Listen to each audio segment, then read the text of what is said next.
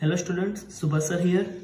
आज हम class 12 physics chapter number 1 electric charges and field start कर रहे हैं। इस लेक्चर में हम इलेक्ट्रिक चार्ज एंड उसकी कुछ हिस्ट्री के बारे में पढ़ेंगे। सबसे पहले एक वर्ड समझ लेते हैं जो है इलेक्ट्रोस्टैटिक्स। स्टैटिक मतलब स्टेबल या फिर कोई ऐसा ऑब्जेक्ट जो मूव ना कर पाए। इस इलेक्ट्रोस्टैटिक टॉपिक में हमें दो चैप्टर पढ़ने हैं। Chapter number 1 electric charges and field and chapter number 2 electrostatic potential and capacitance. सबसे पहले जान लेते हैं चार्ज क्या होता है।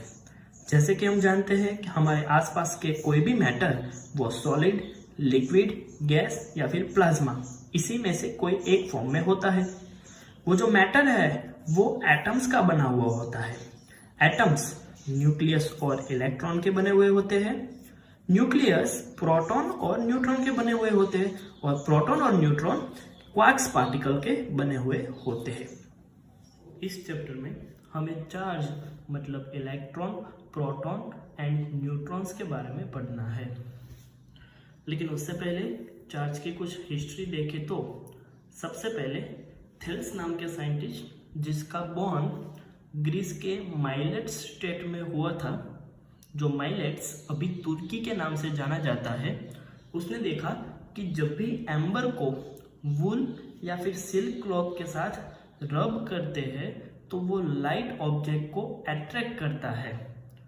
सबसे पहले स्टूडेंट्स, एम्बर क्या होता है? तो एम्बर येलो शाइनिंग ऑब्जेक्ट है जिसका यूज मोस्टली ज्वेलरी में होता है।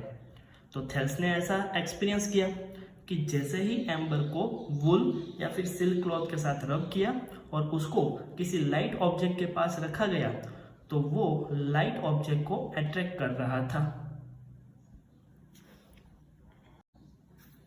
उसके बाद मटेरियल्स की कई सारी पेयर्स मिली जिसको आपस में रब करने से वो लाइट ऑब्जेक्ट जैसे कि straws, pith ball and paper piece को अट्रैक्ट कर रहा था। ये जनरेट होने वाला अट्रैक्शन फोर्स सबके लिए अननोन था। इस फोर्स के लिए ज़्यादा जानकारी लेने के लिए कई सारे एक्सपेरिमेंट हुए, जिसमें से कुछ एक्सपेरिमेंट हम यहाँ पे देखते हैं। एक्सपेरिमेंट नंबर 1, इस एक्सपेरिमेंट में दो वुल या फिर सिल्क क्लॉथ लिया जा रहा है। लेट्स सपोज मैंने उसको नाम दे दिया A एंड B, एंड दो ग्लास रॉड लिए हुए हैं। Let's suppose A and B।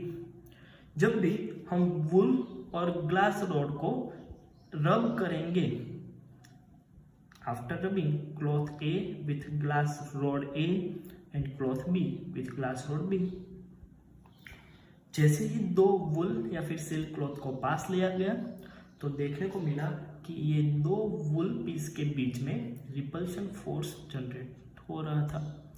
Same तरीके से जैसे ही ये दोनों ग्लास रॉड को पास में लाया गया तो वहां पर भी रिपल्शन फोर्स देखने को मिला।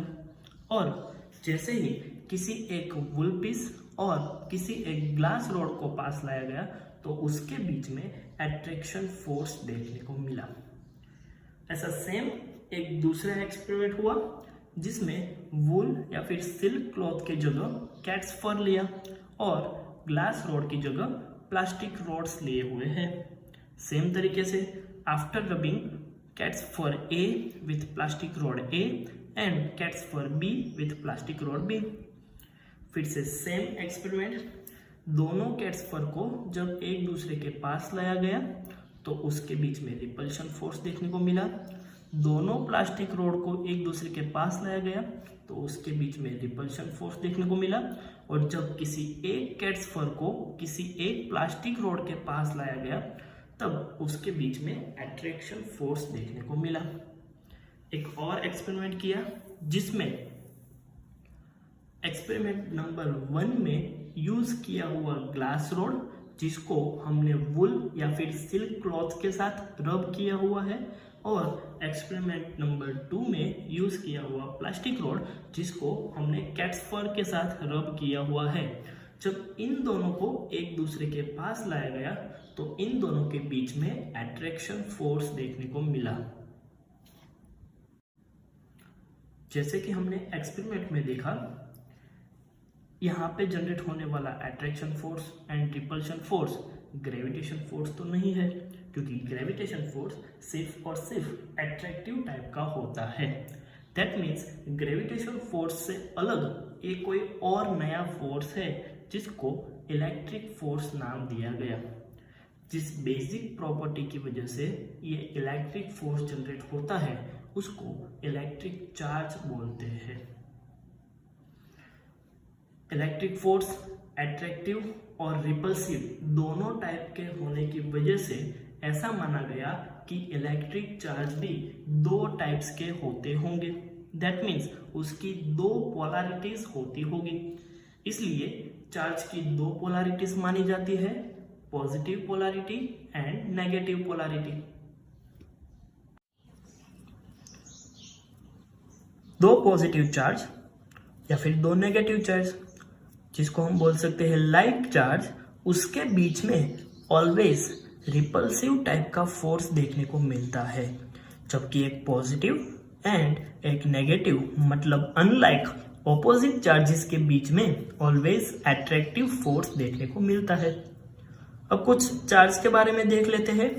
तो चार्ज वो एक स्केलर क्वांटिटी है जिसका सिंबल Q से दिया जाता है, जिसका यूनिट कूलम या फिर कैपिटल C से दिखाया जाता है। नॉर्मली प्रोटॉन उसको हम पॉजिटिवली चार्ज और इलेक्ट्रॉन को नेगेटिवली चार्ज माना जाता है। चार्ज का स्मॉलेस्ट वैल्यू है वो 1.6 इंटू 10⁻⁻19 कूलम जितना होता है। अब हम देखेंगे कि किसी भी बॉडी को आपस में रब करने से ऐसी कौन सी प्रोसेस होती है जिसकी वजह से बॉडी चार्ज हो जाती है। तो जब भी कोई दो ऑब्जेक्ट आपस में रब करते हैं तो वहाँ पे इलेक्ट्रॉन ट्रांसफर की प्रोसेस होती है। कोई एक ऑब्जेक्ट जो इलेक्ट्रॉन लॉस करता है और सामने दूसरा ऑब्जेक्ट जो इलेक्ट्रॉन गेन करता है।